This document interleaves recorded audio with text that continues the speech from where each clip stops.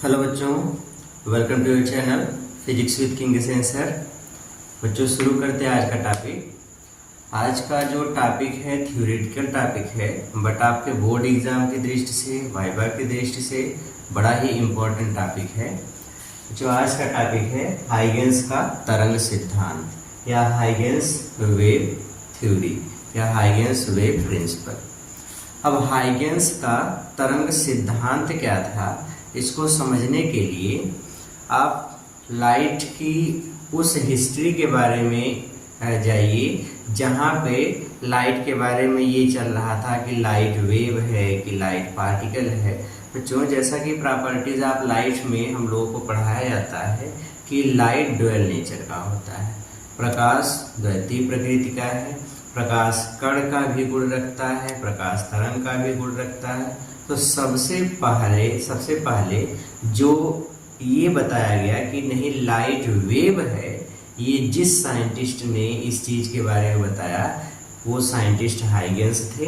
उन्होंने लाइट को लेकर के अपनी हाइपोथेसिस दी, अपना सिद्धांत दिया, जिसको हम लोग हाइगेंस का तरंग सिद्धांत कहते हैं।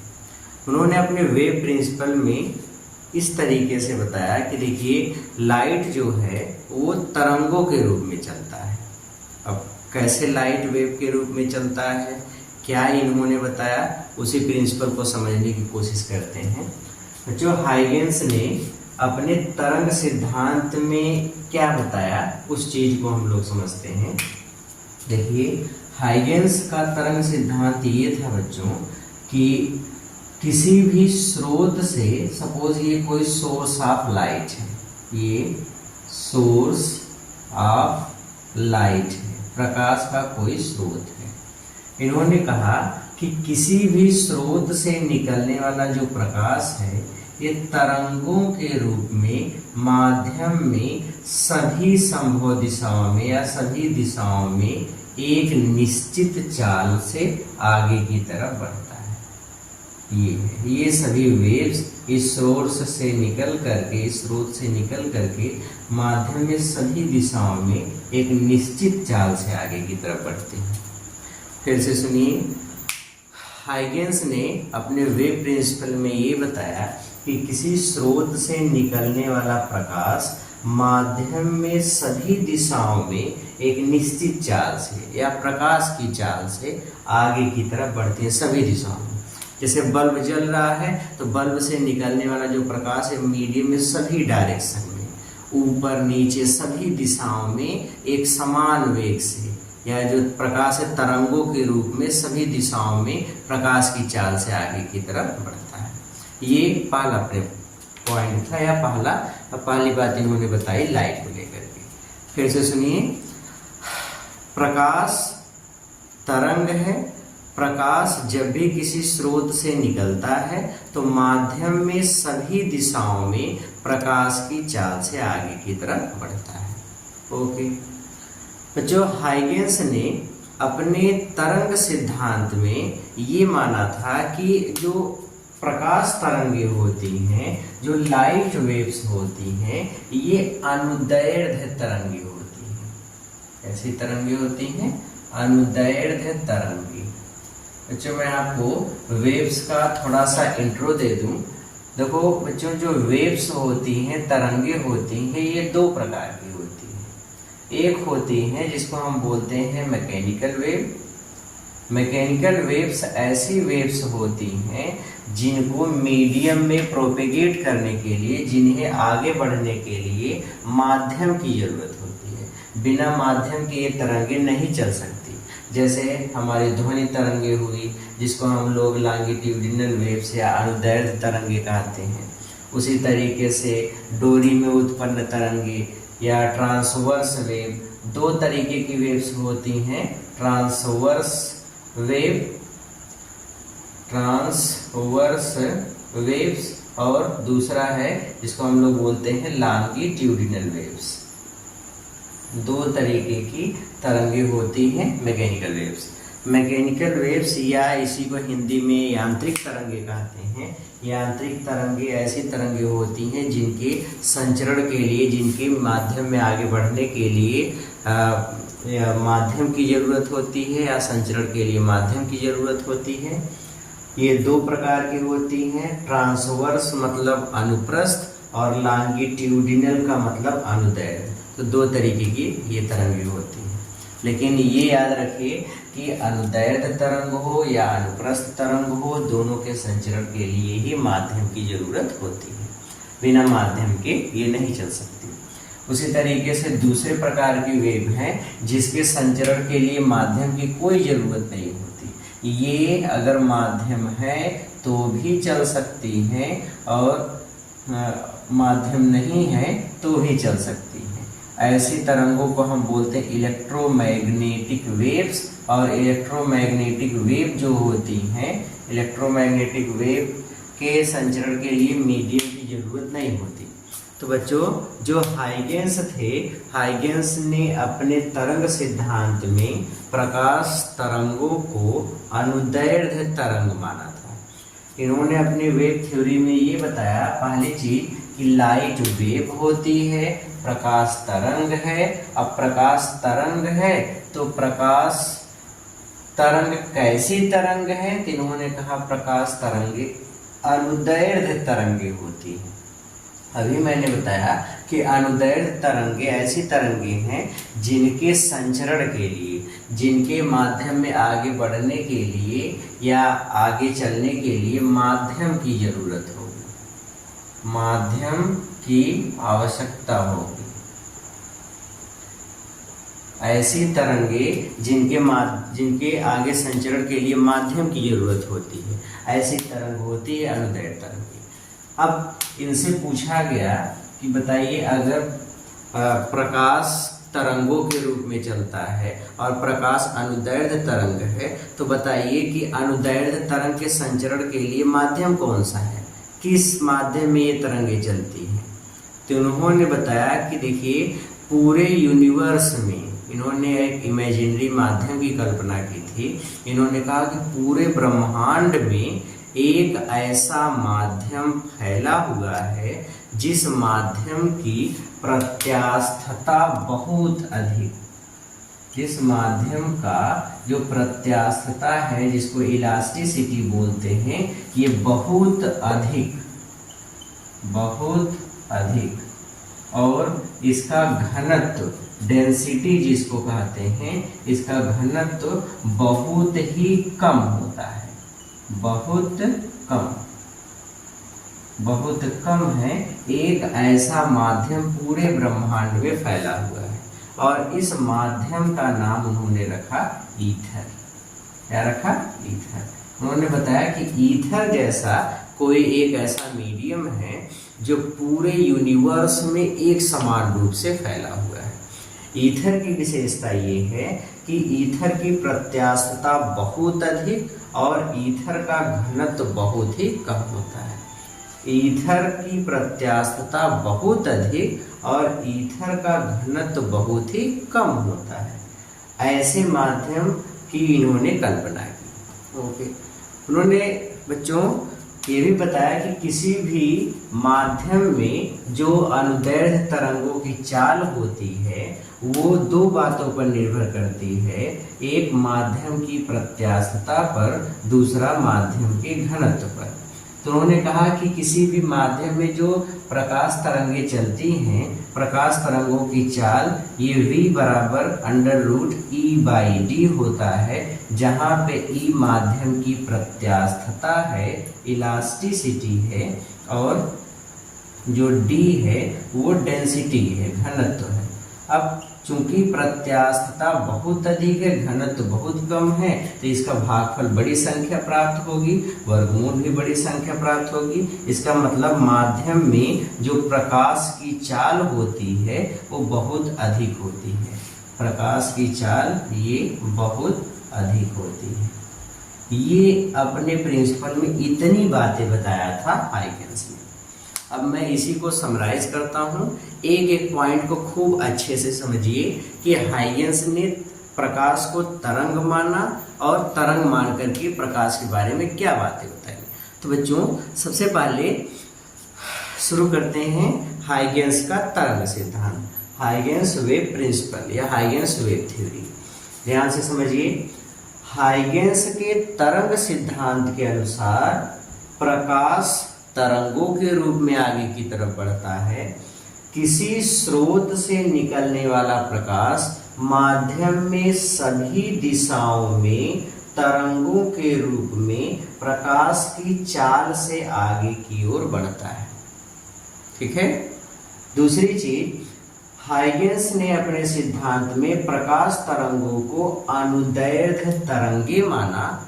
अनुदैर्ध्य तरंगे जिनके संचरण के लिए माध्यम की जरूरत होती है, तो हाइगेंस ने एक सर्वव्यापी माध्यम ईथर की कल्पना की। ईथर एक ऐसा माध्यम होता है जिसकी प्रत्यास्थता बहुत अधिक और जिसका घनत्व बहुत ही कम होता है। एक ऐसे सर्वव्यापी माध्यम की कल्पना की। ईथर की प्रत्यास्थता बहुत अधिक होती है और इसका घनत्व बहुत कम होता है।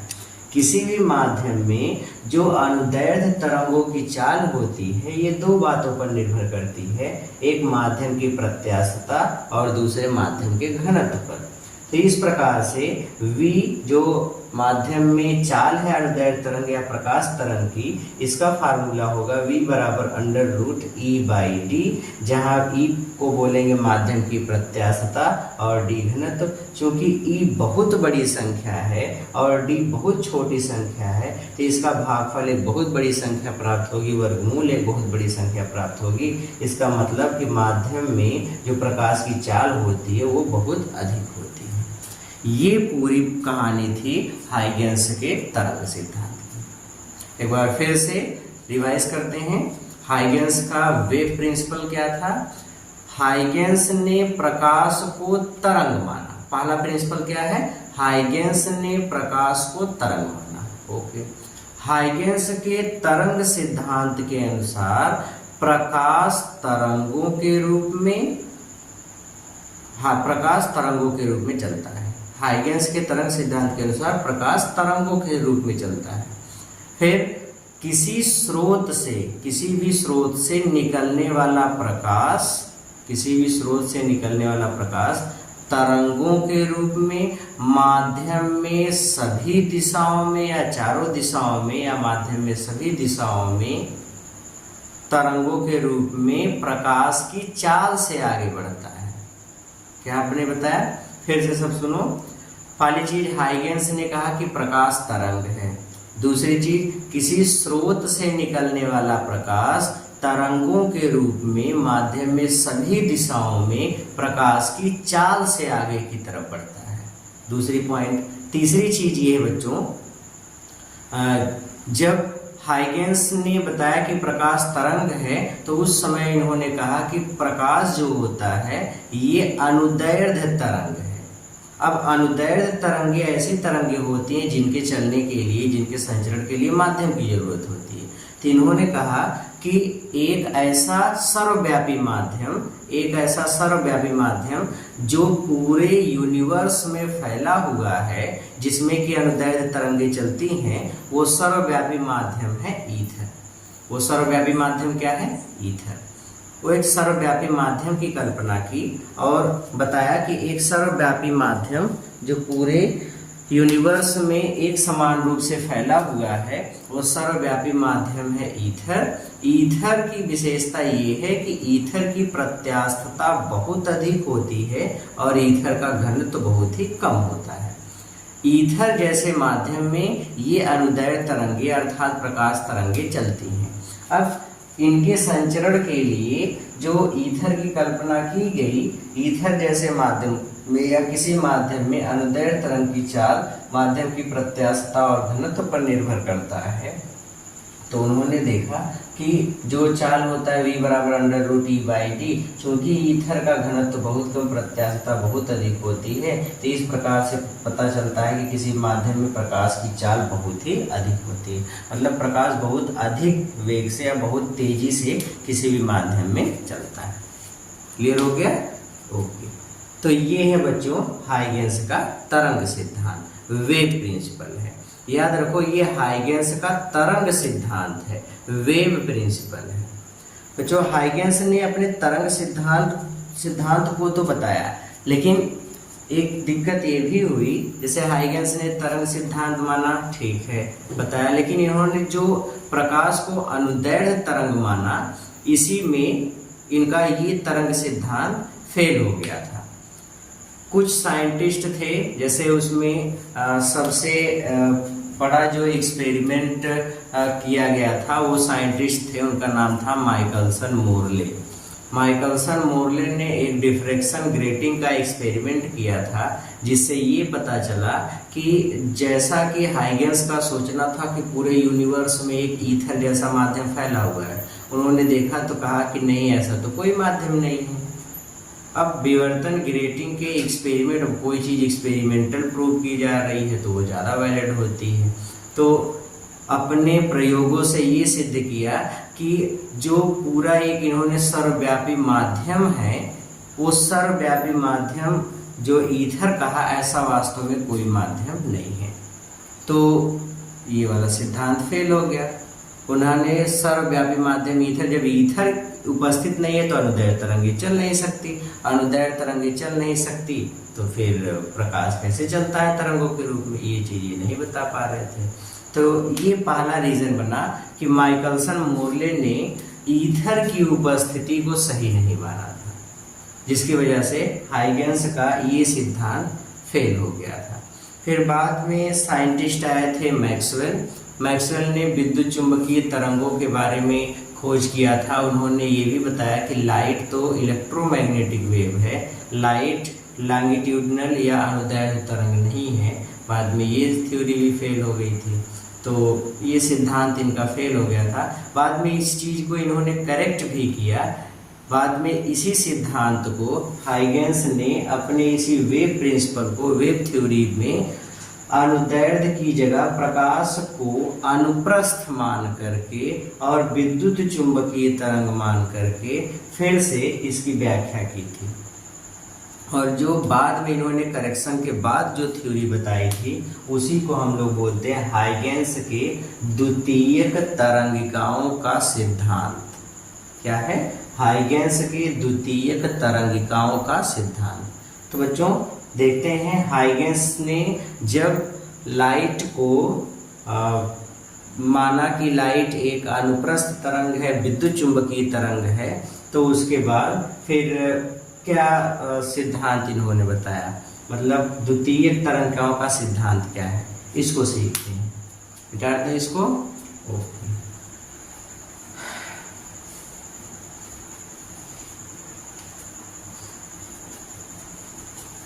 जो बोर्ड एग्जाम की दृष्टि से हाइगेंस की द्वितीयक तरंगिकाओं का सिद्धांत बड़ा ही इम्पोर्टेंट टॉपिक है, इसको खूब अच्छे से तैयार करिएगा। इस पर से आपसे पूछा भी जाता है कि द्वितीयक तरंगिकाओं के सिद्धांत के आधार पे बताइए परावर्तन की व्याख्या कैसे करें, अपवर्तन की व्याख्या कैसे करें, ये सारी चीज़ें पूछी जाती हैं। हेडिंग लगाते हैं बच्चों, हाइगेंस के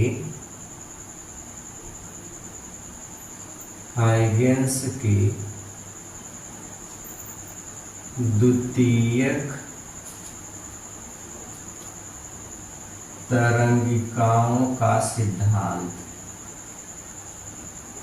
हाइगेंस के द्वितीयक तरंगिकाओं का सिद्धांत। Huygens principle of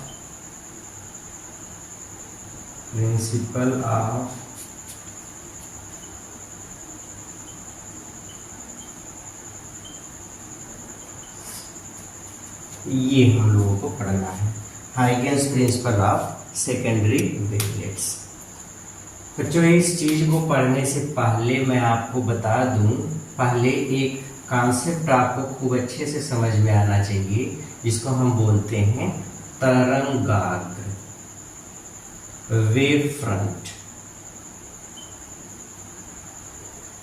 wave front क्या होता है बच्चों? वेव फ्रंट एक्चुअल में एक सरफेस होती है, एक इमेजिनरी सरफेस होती है, एक पृष्ठ होता है, और ये एक ऐसा पृष्ठ होता है जिस पर जितने भी माध्यम के कण उपस्थित होंगे, जितने भी पार्टिकल होंगे, सब कंपन की समान कला में होंगे, कंपन की समान कला में होंगे। ये इसकी विशेषता है। फिर से समझिए, कंपन की समान कला में ऐसा पृष्ठ जिस पर, ये काल्पनिक पृष्ठ होता है, कहीं पर जैसे स्रोत से लाइट निकलती है तो हमको कहीं सरफेस दिखता नहीं है, एक इमेजिनरी सरफेस।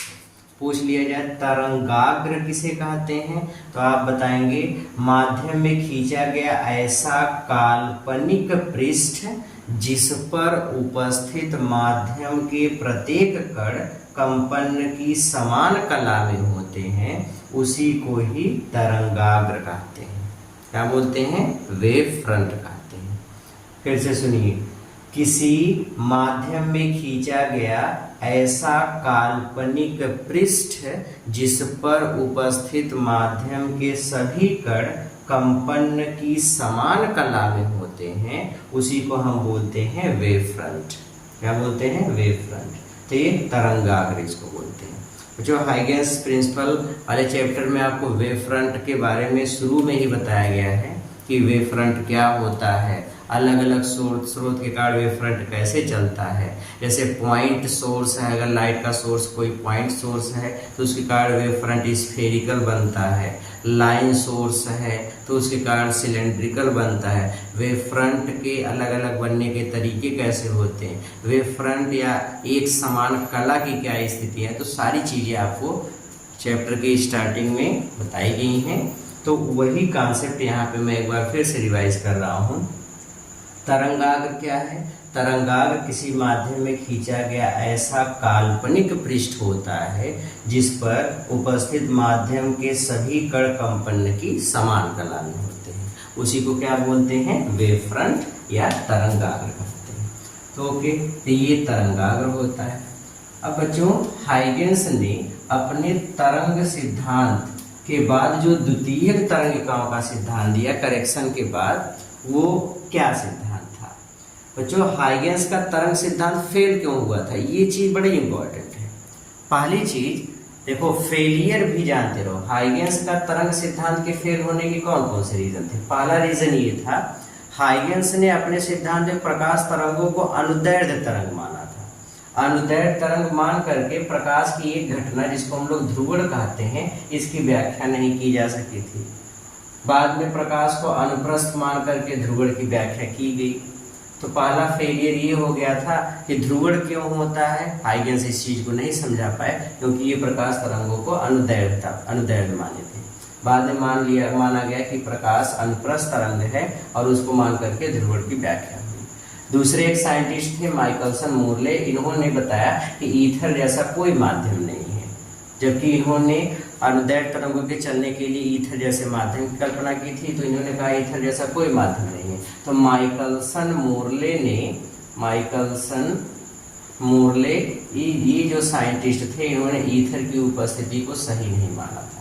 तो दो ऐसे मुख्य कारण थे जिसकी वजह से हाइगेंस का तरंग सिद्धांत फेल हो गया था। तो बाद में इन्होंने प्रकाश को अनुप्रस्थ माना, विद्युत चुंबकीय तरंग मान करके फिर से, या अनुप्रस्थ मान करके फिर से इन्होंने व्याख्या की कि प्रकाश किस तरीके से तरंगों के रूप में चलता है। अब एक एक पॉइंट हम यहाँ पे आपको समझा रहे हैं, खूब अच्छे से समझते रहिए। बच्चों, हाइगेंस के द्वितीयक तरंगिकाओं के सिद्धांत के अनुसार किसी भी स्रोत से, ये मान लो सोर्स ऑफ लाइट है, किसी भी स्रोत से निकलने वाला प्रकाश तरंगाग्रों के रूप में माध्यम में चारों दिशाओं में या सभी दिशाओं में आगे की ओर बढ़ता है। फिर से सुनिए, किसी भी स्रोत से निकलने वाला प्रकाश तरंगाग्रों के रूप में माध्यम में सभी दिशाओं में आगे की तरफ बढ़ता है।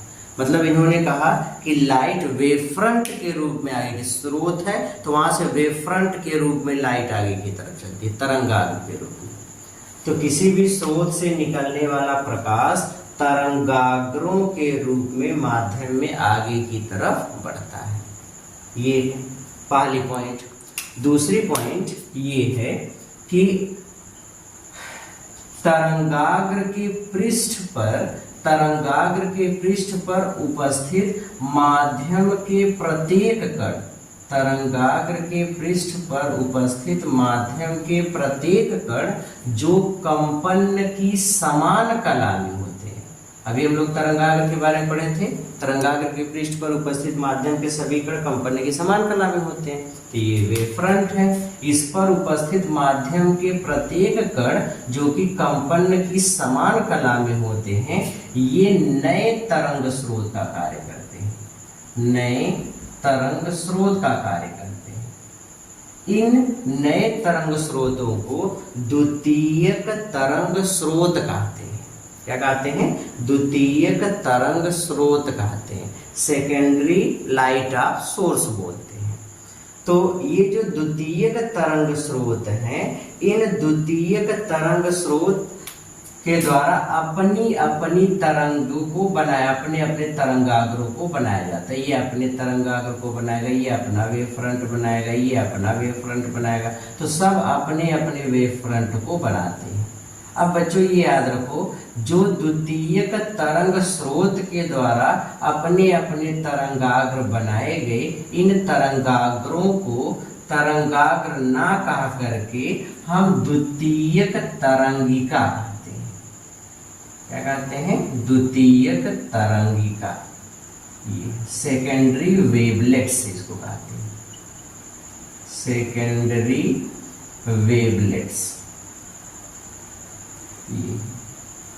फिर से सुनो, हाइगेंस के द्वितीयक तरंगिकाओं के सिद्धांत के अनुसार किसी स्रोत से निकलने वाला प्रकाश माध्यम में सभी दिशाओं में तरंगाग्रों के रूप में आगे की ओर बढ़ता है, पहली चीज। दूसरी चीज, तरंगाग्र के पृष्ठ पर उपस्थित माध्यम के प्रत्येक कण नए तरंग स्रोत का कार्य करते हैं और अपनी तरंगों को या तरंगाग्रों को बनाते हैं। इनके द्वारा जो तरंगाग्र बनते हैं, इनको द्वितीयक तरंगिका कहते हैं। अपनी तरंगिकाओं को बनाते हैं, जो तरंगाग्र उसको तरंगिका कहते हैं, और जो तरंगिका बनती है उसको द्वितीयक तरंगिका कहते हैं। क्योंकि ये द्वितीयक स्रोत कहलाते हैं, इसलिए इसको द्वितीयक तरंगिका कहते हैं। ठीक है, दूसरी पॉइंट फिर से सुनो, तरंगाग्र के पृष्ठ पर उपस्थित माध्यम के प्रत्येक कण जो कंपन की समान कला में होते हैं, नए तरंग स्रोत का कार्य करते हैं और अपनी तरंगिकाओं को बनाते हैं। इन नए तरंग स्रोतों को द्वितीयक तरंग स्रोत कहते हैं और इनसे बनने वाली तरंगिकाओं को द्वितीयक तरंगिका कहते हैं। क्या कहते हैं? द्वितीयक तरंगिका। फिर तीसरी पॉइंट ये है बच्चों कि द्वितीयक तरंगिका, ये हाइगेंस ने बताया था कि वेव कैसे आगे की तरफ बढ़ती है। इन्होंने बताया स्रोत से निकलने वाला प्रकाश वेव फ्रंट के रूप में आगे की तरफ बढ़ता है। तो वेव फ्रंट आगे कैसे बढ़ता है? तो इसके लिए इन्होंने बताया कि वेव फ्रंट के पृष्ठ पर जितने पार्टिकल्स होते हैं सब कंपन की समान कला में होते हैं, नए तरंग स्रोत का कार्य करते हैं, अपनी तरंगिकाओं को बनाते हैं, जिनको द्वितीयक तरंगिका कहते हैं। अब तरंगिका या तरंगाग्र आगे कैसे बढ़ा, इसके लिए उन्होंने तीसरे पॉइंट में बताया कि सभी तरंगिकाओं पर खींचा गया उभयनिष्ठ अनुस्पर्शी कॉमन टेंजेंशियल, उभयनिष्ठ अनुस्पर्शी ऐसी स्पर्श रेखा जो सभी के पृष्ठ से स्पर्श करती हुई जाती है। मतलब इसके भी पृष्ठ से स्पर्श करे, इसके भी पृष्ठ से स्पर्श करे, इसके भी पृष्ठ से, जितने भी वे द्वितीयक तरंगिकाएं हैं सबके पृष्ठ से स्पर्श करे, उसको हम बोलते हैं कॉमन टेंजेंशियल या उभयनिष्ठ अनुस्पर्शी। तो द्वितीयक तरंगिकाओं के पृष्ठ पर खींचा गया उभयनिष्ठ अनुस्पर्शी उस क्षण तरंगाग्र की नई स्थिति को प्रदर्शित करता है। मतलब पहले तरंगाग्र यहाँ था, अब हमने कॉमन टेंजेंशियल बना दिया, तो कॉमन टेंजेंशियल बनाएंगे तो कॉमन टेंजेंशियल बाहर की तरफ वाला, मतलब स्रोत से बाहर की तरफ वाला ही अलाउड है, अंदर की तरफ वाला कॉमन टेंजेंशियल अलाउड नहीं है। ठीक है, मतलब इधर भी एक अनुस्पर्शी बनेगा, बट इधर वाला अलाउ नहीं है, जो स्रोत से बाहर की तरफ खींचा जाता है बस खाली वही वाला अलाउ है। तो जो उभयनिष्ठ अनुस्पर्शी खींचा जाता है यही उस क्षण तरंगाग्र की नई स्थिति को दर्शाता है कि पहले तरंगाग्र यहाँ था, अब तरंगाग्र यहाँ पहुंच गया, तो इसकी नई स्थिति अब इस तरीके से दर्शाई जा रही है। तो ये तीसरी पॉइंट है। एक बार फिर से सुनिए। तीसरी पॉइंट ये है कि द्वितीयक तरंगिकाओं के पृष्ठ पर खींचा गया उभयनिष्ठ अनुस्पर्शी या अनुलोम या इसी को कॉमन टेंजेंशियल कहते हैं, ये उस क्षण तरंगाग्र की नई स्थिति को दर्शाता है। ठीक है, ये तीसरी पॉइंट है। फिर तरंगाग्र के चौथी पॉइंट जो कि लास्ट पॉइंट है इसमें, तरंगाग्र के पृष्ठ पर स्रोत से बाहर की ओर खींची गई ऐसी रेखा जो तरंगाग्र के पृष्ठ पर लंब होती है उसको हम लोग प्रकाश की किरण कहते हैं। इसी को प्रकाश की किरण बोलते हैं, रे ऑफ लाइट बोला जाता है, रे ऑफ लाइट, या इसी को हम लोग तरंग संचरण की दिशा कहते हैं। तरंग संचरण की दिशा, direction of propagation of wave, direction of propagation of wave बोलते हैं इसको। तो ये तरंग संचरण की दिशा कहलाती है। एक बार फिर से ध्यान से सुनो बच्चों, हाइगेंस के द्वितीयक तरंगिकाओं के सिद्धांत में कुल 4 पॉइंट आपको याद रखने हैं। अब वो चारों पॉइंट्स क्या क्या हैं मैं उसको बता रहा हूँ, उसको ध्यान से सुनिए। एक बार फिर से रिवाइज कर रहा हूँ, उसको समझने की कोशिश करिए। देखिए, हाइगेंस के द्वितीयक तरंगिकाओं का सिद्धांत क्या था? तो हाइगेंस के द्वितीयक तरंगिकाओं के सिद्धांत के अनुसार किसी स्रोत से निकलने वाला प्रकाश माध्यम में सभी दिशाओं में तरंगाग्रों के रूप में आगे की ओर बढ़ता है। पहली पॉइंट। दूसरी पॉइंट, तरंगाग्र के पृष्ठ पर उपस्थित माध्यम के प्रत्येक कण जो कंपन की समान कला में होते हैं नए तरंग स्रोत का कार्य करते हैं, इन्हें द्वितीयक तरंग स्रोत कहते हैं। इन द्वितीयक तरंग स्रोतों से बनने वाले तरंगाग्रों को द्वितीयक तरंगिका कहते हैं। फिर तीसरी पॉइंट है, द्वितीयक तरंगिकाओं पर खींचा गया उभयनिष्ठ अनुस्पर्शी या कॉमन टेंजेंशियल उस क्षण तरंगाग्र की नई स्थिति को प्रदर्शित करता है। लास्ट पॉइंट है, तरंगाग्र के पृष्ठ पर स्रोत से बाहर की ओर खींची गई ऐसी रेखा जो तरंगाग्र के पृष्ठ पर लंब होती है वही तरंग संचरण की दिशा को बताती है अथवा इसी को प्रकाश की किरण कहते हैं। तो ये बच्चों हाइगेंस का जो द्वितीयक तरंगिकाओं का सिद्धांत था ये था। तो Huygens principle of secondary wavelets ये है। ओके, तो हम लोगों को बस खाली थ्योरी ही आज के इस टॉपिक में इस वीडियो में सीखना था कि हाइगेंस के द्वितीयक तरंगिकाओं का सिद्धांत क्या है, कैसे लाइट आगे बढ़ती है, इन्होंने क्या बताया, तो इस तरीके से बताया हाइगेंस का। अब हमको इसमें ज़्यादा कुछ नहीं वाइवा के लिए प्रिपेयर करना, ज़्यादा कुछ नहीं प्रिपेयर करना है, बस खाली हाइगेंस का वेव थ्योरी क्या है, हाइगेंस ने तरंग सिद्धांत में क्या बताया, क्यों फेल हो गया, फिर उसके बाद द्वितीयक तरंगिकाओं का सिद्धांत क्या है, उसी को आपको तैयार करना है। इसमें आपसे ऐसे वाइवा के क्वेश्चन पूछे जा सकते हैं, तरंगाग्र बताओ क्या होता है, वेव फ्रंट की डेफिनेशन पूछ लिया गया। फिर हाइगेंस के सिद्धांत के अनुसार तरंगें कैसे बढ़ती हैं, या हाइगेंस के तरंग सिद्धांत में प्रकाश को क्या माना गया, अनुदैर्ध्य की अनुप्रस्थ तरंग, फिर उसके बारे में बताएंगे। आपसे पूछ लिया गया कि बताइए कि जो ये तरंगें होती हैं अनुदैर्ध्य, ये प्रकाश को अगर जब अनुदैर्ध्य तरंग माना जाता है तो इसके लिए तो माध्यम चाहिए, तो क्या माध्यम लिया गया, तो ये सारी चीज़ें आप बताएंगे। ईथर की कल्पना की गई, ये सारी चीज़ें, तो इसको आप डिटेल से ऐसे बताएंगे। फिर द्वितीय तरंगाओं का सिद्धांत पूछा जा सकता है, तो ये वाले पॉइंट्स आपको याद रखने हैं। ओके, तो ये कुछ क्वेश्चंस हैं जो इस टॉपिक पे बनते हैं। ओके, तो इस टॉपिक को अच्छे से प्रिपेयर करेंगे, बाकी पढ़ते रहिए, मेहनत करते रहिए। All the very very very best.